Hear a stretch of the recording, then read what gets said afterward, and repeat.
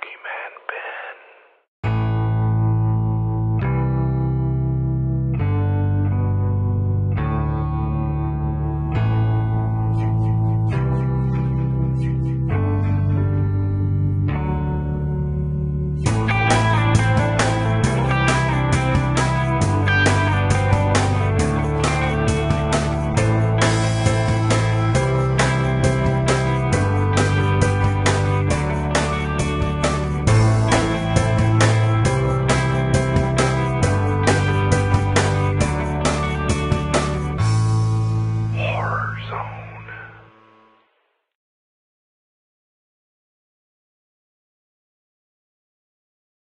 Hey kiddies, it's your old buddy Boogeyman Ben here. Thank you for joining me for another episode of Boogeyman Ben's Horror Zone. This is going to be another Anthony Perkins tribute video. This is actually, today is April 4th, and today would have been Anthony Perkins' 83rd birthday. I still remember the day that Anthony Perkins passed away. I've talked about it in the first video of the series that I did, where I talked about Edge of Sanity. But it was a very sad day for me, and I think it's just because, he was one of the first actors that I really gravitated towards. Before him, I liked a lot of comedians who eventually went on to become terrific actors, but I always liked, cartoons and people that made me laugh. And after seeing Psycho 2, I was just a fan of Anthony Perkins, and I just thought the guy was amazing. A lot of people thought he was odd, and a lot of people have put that label on him. Even people in my own family still don't understand why I like him so much. But I do, and I always will. And through the course of doing this video series, I've always said I have several favorite actors, but just watching his work again and appreciating the craft that he had as an actor, I have to say he is my favorite actor of all time. I don't know what it is about him, but every time he's on screen, I'm just drawn to whatever he's doing. He's just one of those actors that he's unpredictable. He's got like this kind of balance, this duality to him where he could be good, he could be bad, and I always liked going into movies that he was in where I didn't know the outcome, of course. And I was curious if he is going to be the bad guy in this, or if he's a good guy that's misunderstood. And I think that that's what he was as an actor. He was misunderstood. I think, the fact that he was gay or bisexual. I mean, he was married, of course, to Barry Berenson. But, I think that part of his life, and I've said this before, so I don't want to repeat myself, but, I really feel like his inner turmoil came out in his performances because he wasn't able to be himself in society, in real life. And that's tragic. It's such a tragic that you can't be yourself. It shouldn't matter your lifestyle. But, it's sad that in that time in Hollywood, that he couldn't be who he was. And that really comes out in his performances. And I don't know if it was intentional or if it was just that he was a tragic figure. And I think that's what draws me to him, is I feel bad for him. I felt bad for him. And I felt like he just wasn't able to be himself in his life. And you could see that in his face sometimes when he would do interviews and things like that. Like, I think he was a very good man. When Rob G put out that Psycho Legacy video, or the Psycho Legacy documentary, and it shows that video that was captured at one of the Fangoria Weekend of Horrors conventions where he's speaking to people, he looks like he's having such a good time. And it's probably the best thing I've ever seen him in, because he just looks so happy and just having fun. And I thought that was really cool. It just showed what a good heart he really had, and how much he appreciated people appreciating his work. So the film, like I said, today is going to be the last film that he did. Now, I found out about this film, I think, right before he passed away, because back in the 90s, you would get the TV Guide. And, TV Guide is very different now, but back then it was just telling you, like, what are the shows that are coming up for the fall, because this was, again, like in late summer, early fall. But there was this movie that was coming out, and it was going to have Rosanna Arquette in it, and it was going to have Anthony Perkins in it. And I just remember still, and I've talked about this before, but I remember seeing Anthony Perkins' picture and just thinking he didn't look good. I said, I wonder what's wrong with him, because at that time he hadn't done a lot of films, or at least I hadn't seen, A Demon in My View. I hadn't seen A Demon in My View yet. He also did another film called Naked Target, which I've never seen. And I think he just has a small role in that one as well. But I had wondered where he had been, because after Psycho 4, for me at least, I hadn't seen him in anything. And then I saw him and I was like, God, he looks really bad. And then like a few weeks later, he had passed away.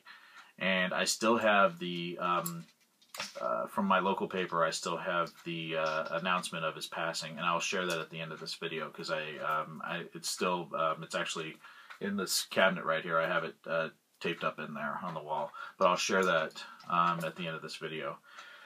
But this is going to be his final performance, and it is in the film In the Deep Woods, which was, again, a television movie.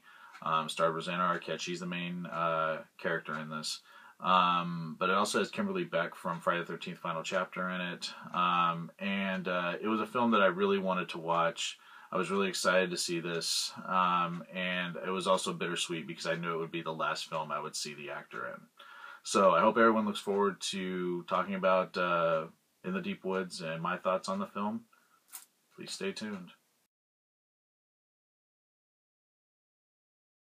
A serial killer matches wits with a naive children's author, Joanna Warren, a private investigator with his own hidden agenda, and the authorities who believe that Joanna knows more than she admits. Is Joanna a suspect or the killer's next victim? As she unwittingly plays a pawn in this deadly game, Joanna must decide who to trust and how far to follow the killer's trail in the deep woods.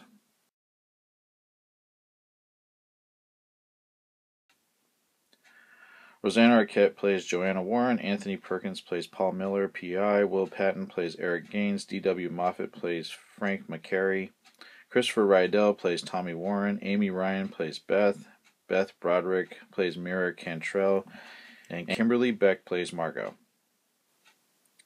The movie is based on a book by Nicholas Conde, and the teleplay was written by Robert Nathan and Robert Rosenblum. The movie was directed by Charles Correll. Now, I actually really liked In the Deep Woods.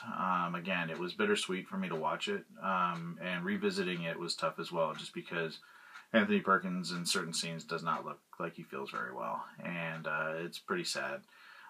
He does a great job as Paul Miller in it. I really liked his character. He's kind of a stereotypical PI. He has a trench coat and things like that.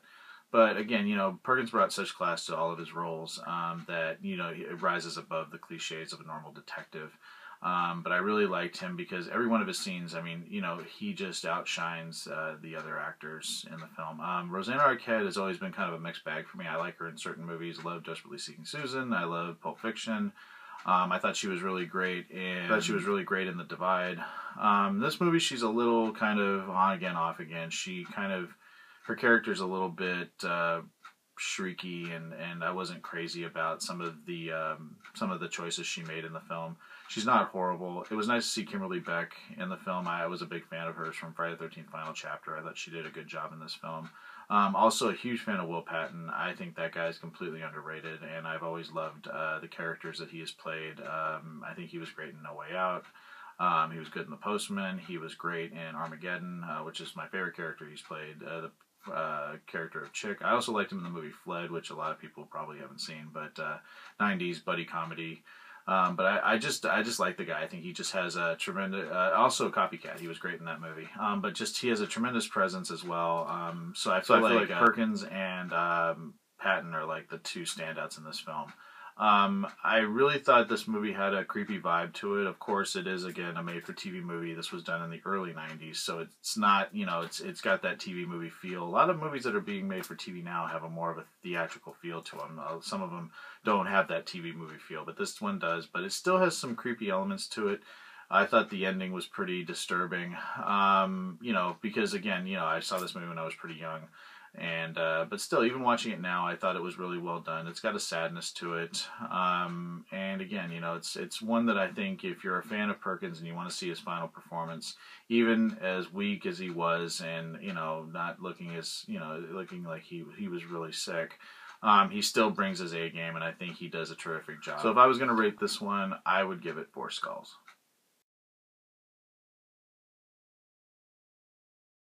So yeah, this is going to be, like I said, In the Deep Woods, Anthony Perkins' final performance. And I'm not planning to stop doing the videos because I've talked about his final movie.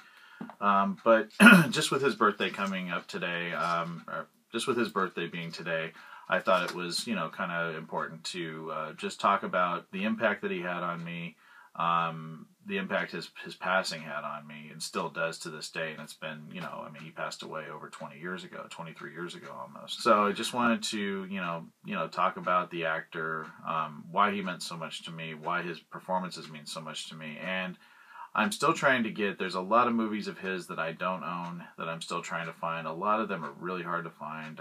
One of them is the movie Crimes of Passion, and that's a movie I really want to do a review on, but I cannot find it anywhere, and I've only watched it once. So I really don't feel fair doing a review on that one without having seen it again. So that is one that I'm on the lookout for. Places that I've seen that have it, it's selling for like $60, $70. So it's a really rare DVD to find. So I'm hopeful that one day I'll find that film and be able to pick up this series again. But for now, this is going to be the close on my Perkins tribute series.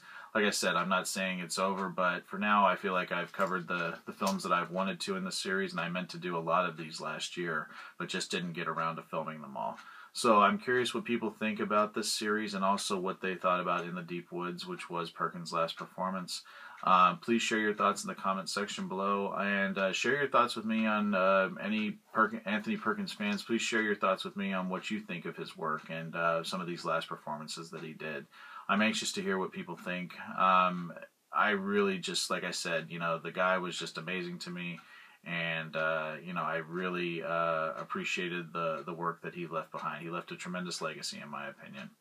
So that is going to be it. I appreciate everyone taking the time to watch this video. Thanks so much. Take it easy. Peace.